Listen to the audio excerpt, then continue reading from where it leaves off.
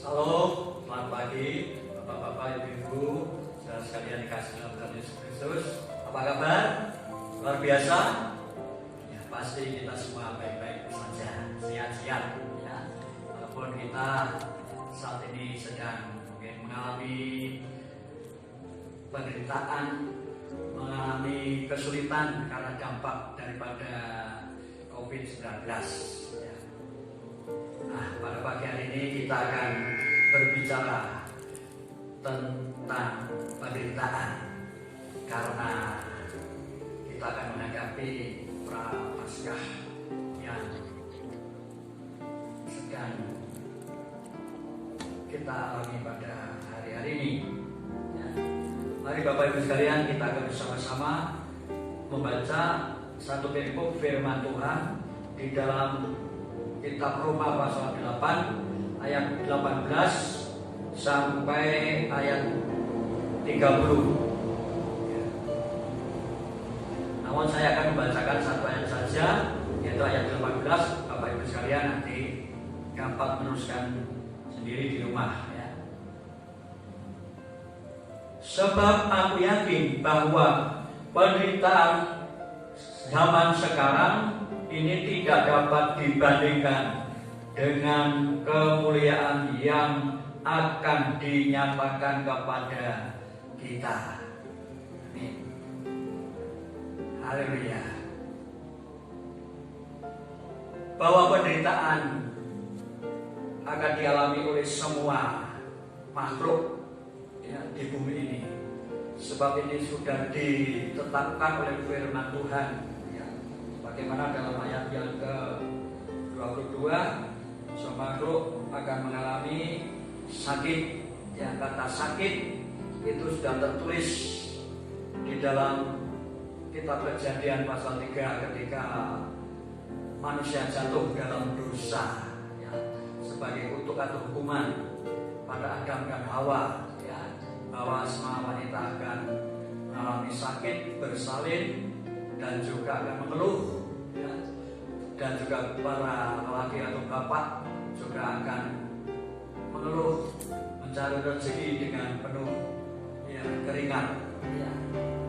Dan banyak penderitaan yang dialami. Bapak Ibu saudaraku yang kasih dalam Tuhan Yesus Kristus, bahwa manusia sesungguhnya setelah jatuh dalam dosa, manusia itu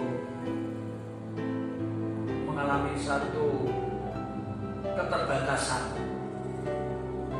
yaitu keterbatasan secara fisik, bahwa manusia itu lemah tubuh yang pada akhirnya menuju kepada satu titik, yaitu kematian. Semua makhluk terkurung dalam satu ruang yang terbatas, rentan dengan penderitaan. Penderitaan ini berbicara tentang hal yang fana, hal yang rapuh, ringkih ya, tidak berdaya ya. Namun dalam keadaan demikian, di dalam pandangan iman Kristen, bahwa semua penderitaan itu akan berakhir pada saatnya ya.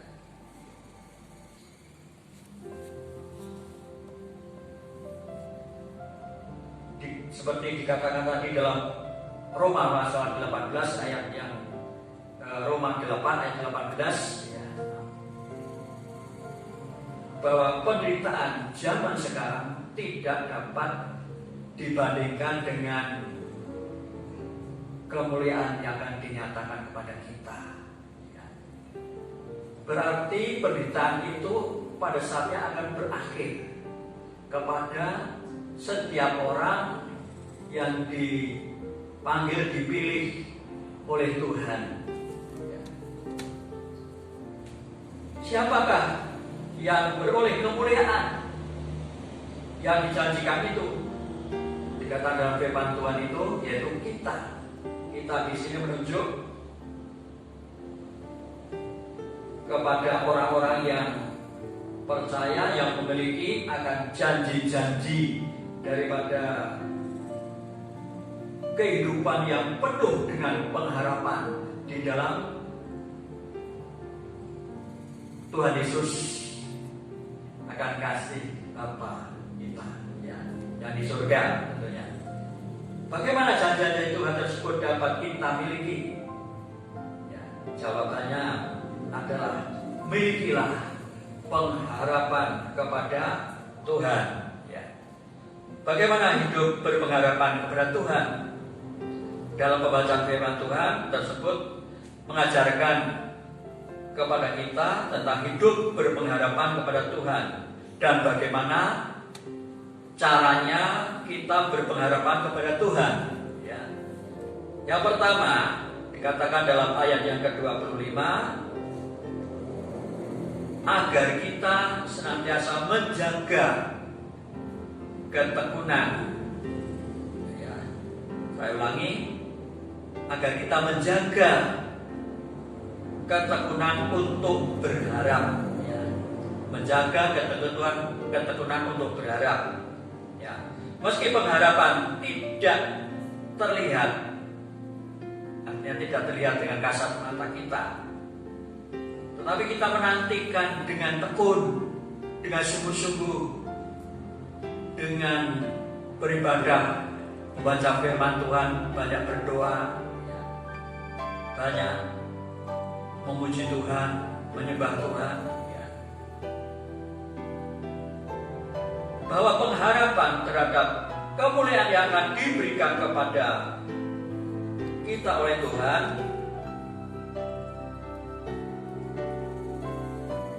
itu memang tidak bisa kita lihat sekarang ini.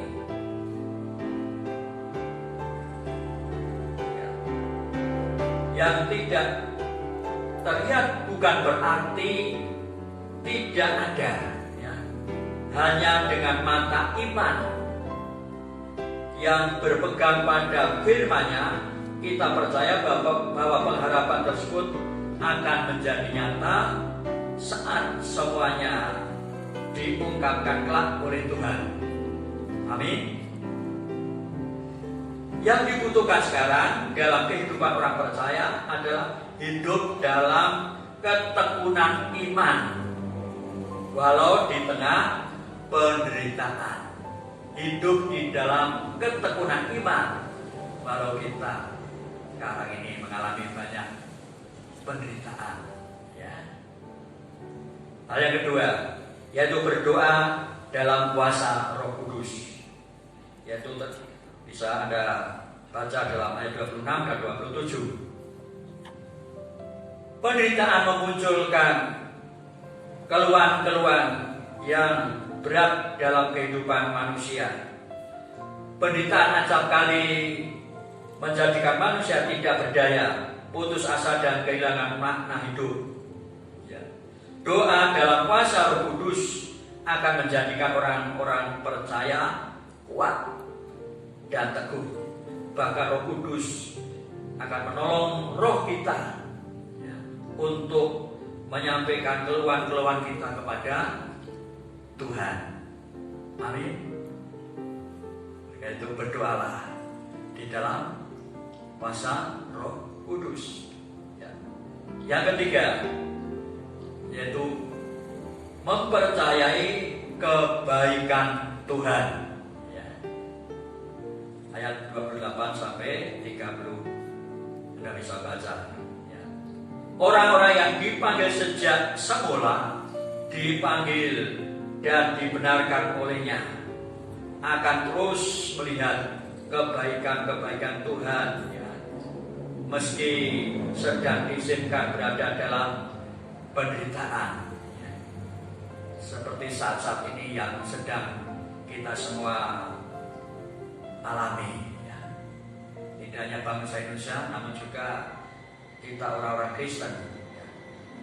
Rencana Tuhan adalah untuk mendatangkan kebaikan-kebaikan bagi orang-orang yang mengasihinya. Orang-orang percaya tidak boleh meragukan kebaikan Tuhan, karena kebaikannya nantiasa menolong kita, bahwa Tuhan turut bekerja untuk mendatangkan kebaikan bagi kita orang yang mengasihinya. Amin. Sebagai kesimpulan, yaitu mari kita akan berharap kepada Tuhan dalam ketekunan, dengan doa, dalam kuasa Roh Kudus, dan dalam mempercayai akan kebaikan Tuhan. Penderitaan hanya di dunia ini saja, ya. Dan yang terbatas tentunya tertawan dalam ketidakberdayaan, kerapuan, dan kerugian. Jadi hanya Tuhan saja yang dapat memberikan kepada kita pengharapan yang sejati. Amin. Puji Tuhan. Tuhan Yesus memberkati. Mari kita akan berdoa bersama-sama. Bapa di dalam surga, kami sudah berdoa akan kebenaran firman yang mengajarkan kepada kami untuk kami belajar akan semua apa yang terjadi di dalam dunia ini, semuanya itu sudah tertulis dalam kebenaran firman Tuhan, agar kami semua senantiasa merenungkan dan kami senantiasa belajar akan petunjuk-petunjuk daripada firman-Mu untuk menuntun kami ke dalam jalan kebenaran-Mu, agar kami hidup seturut dengan kehendak dan rencana-Mu, agar kami semua tetap kuat di dalam Tuhan, tetap berharap pada Tuhan, dan tetap berdoa di dalam roh, serta kami tetap menikmati akan kebaikan-kebaikan dari Tuhan.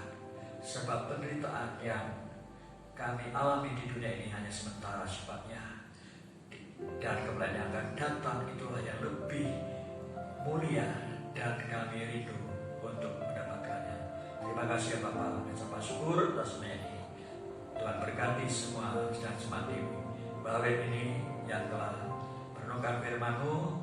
Tuhan memberkati semuanya, memberkati kekuatan dan sejahtera, memberkati kami sejahtera, memberkati kecukupan, memberkati semuanya, supaya mereka semua tetap di dalam anugerah dan kasih. Hanya dalam berkat nama Tuhan Yesus kami berdoa dan sama syukur. Amin.